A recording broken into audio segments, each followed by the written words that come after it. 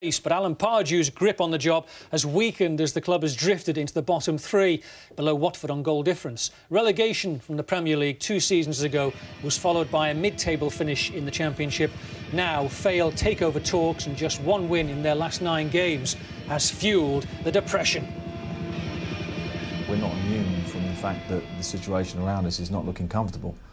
We've had some kind of fool's gold performances. Looked great, particularly against Reading.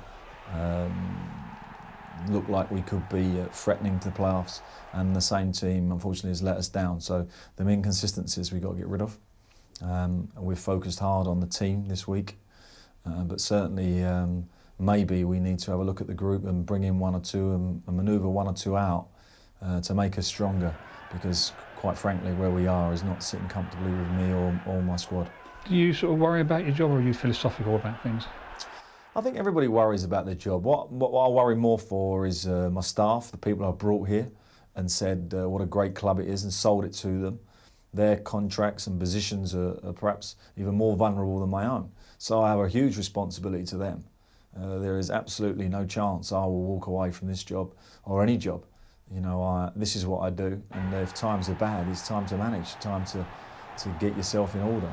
I think the biggest issue for us is, you know, quite straightforward. We haven't scored enough goals this year. If you looked at the whole of this start of the season, that has been an issue. Is it our strikers' fault? Maybe, maybe not.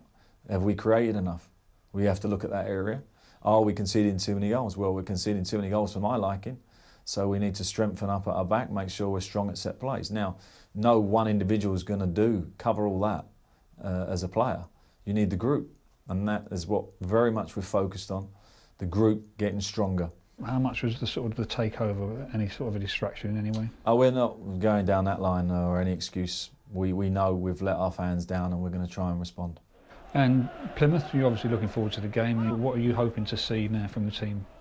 Well, I think, you know, if I was a Charlton fan travelling down to Plymouth, I'd want to see my team strong in the tackle, winning more second ball than the opposition, something that we're not particularly great at, playing some football and passing it well, which we are good at, getting crosses in, getting people in the box, being a stronger threat from set plays, because we can be good at set plays on our day, and seeing a solid 90-minute performance. I think our fans have seen us in periods look absolutely different class to the opposition, but I'm afraid for 20-minute periods, and that ain't good enough.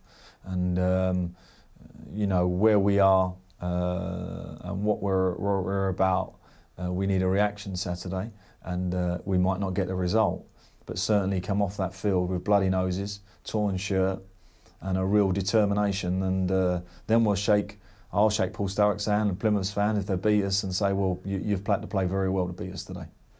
Yeah, I love his phrase there, Chris. We've had too many fool's gold performances this season. They're flattered to deceive, haven't they? And they've drifted and drifted.